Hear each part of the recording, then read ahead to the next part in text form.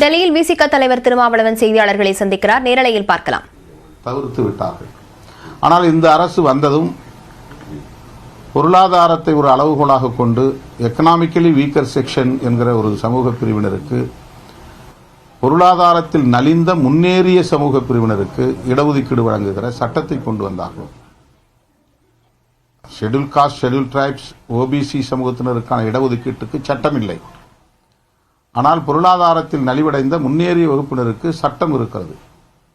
75 ஆண்டு கால அரசமைப்பு சட்ட ஆயுளை கொண்டாடி கொண்டிருப்பவர்கள் இந்த சட்டத்திற்கு எந்த வழிவகையும் காணவில்லை. அதாவது எஸ்சி, எஸ்டி, ஓபிசி சமூகத்தினருக்கான இடஒதுக்கீட்டை உறுதிப்படுத்துவதற்கு, சட்ட பாதுகாப்பை வழங்குவதற்கு தனியே சட்டம் ஒன்றை இயற்றுவதற்கு இவர்கள் முன்வரவில்லை.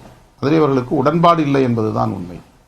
இந்த சமூக நீதி கோட்பாட்டை நீர்த்து போகச் செய்யும் வகையில்தான் பொருளாதார அளவுகோலை கொண்டு வந்து அரசமைப்பு சட்டத்தின் மீது ஒரு தாக்குதலை நடத்தியிருக்கிறார்கள். காங்கிரஸ் மீது இவர்களுக்குள்ள மிக முக்கியமான வெறுப்பு வெறும் தேர்தல் அடிப்படையிலான பகையை தாண்டி அரசமைப்பு சட்டத்தில் 1976-77 காலகட்டத்தில் மிசா நடைமுறையில் இருந்தபோது இந்திரா காந்தி அம்மையார் அந்த அரசமைப்பு சட்டத்தின் பிரியாம்பிள் என்கிற முகப்புரையிலே அமெண்ட்மெண்ட் கொண்டு வந்தார். 3 சொற்களை இணைத்தார். சோசலிஸ்ட், செக்யூலர் மற்றும் இன்டெகிரிட்டி என்கிற 3 சொற்களை இணைத்தார்.